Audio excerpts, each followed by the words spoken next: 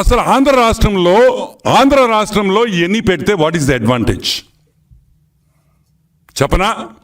ఒక మెగావాట్కి 14 లక్షల రూపాయల జిఎస్టీ వస్తుంది. ఎట్టొస్తుంది? కన్స్ట్రక్షన్లో వస్తుంది. Per megawatt you will get 14 lakhs GST గవర్నమెంట్కి.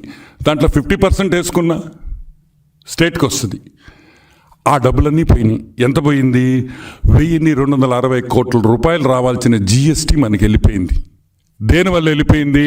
నువ్వు 9000 మెగావాట్స్ రాజస్థాన్లో కొన్నావు, అదే ఆంధ్ర రాష్ట్రంలో పెట్టుంటే మనకి 1260 crores క్యాష్ మిగిలేది. ఏదో ఒక ప్రాజెక్ట్లో మనం డబ్బులు పెట్టుకోండొచ్చు. సరే, అది కూడా పోయా సంక్రాంతికి. మినిస్ట్రీ ఆఫ్ రిన్యూబుల్ ఎనర్జీ ప్రతి మెగావాట్కి 20 లక్షల రూపాయలు గ్రాంట్ ఇస్తారు. ఎంత ఇస్తారు?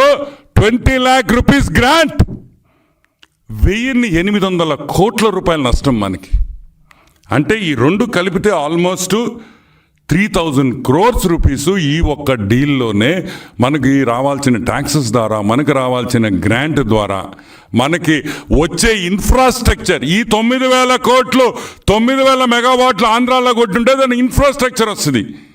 ఇక ఇండస్ట్రీ, అది ల్యాండ్ డెవలప్మెంట్ అవుద్ది, ట్యాక్సీలు వాడుకుంటారు, ఫుడ్, వాళ్ళక్కడ పనిచేసే వాళ్ళు ఎంత రొటేషన్ అవుద్దో ఒక్కసారి ఆలోచించుకోమంట.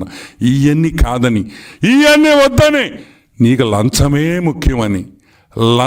ముఖ్యమని చెప్పి ఈరోజు జగన్మోహన్ రెడ్డి లంచాలు తీసుకొని ఈరోజు United states of America court మెట్లు ఎక్కాడనే విషయం మీరందరూ గుర్తుపెట్టుకోవాలని కూడా నేను మనవి చేస్తాను.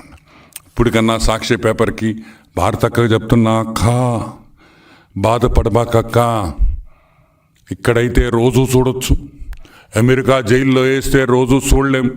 నీకు మంచి అవకాశం కూడా ఇప్పిస్తాం.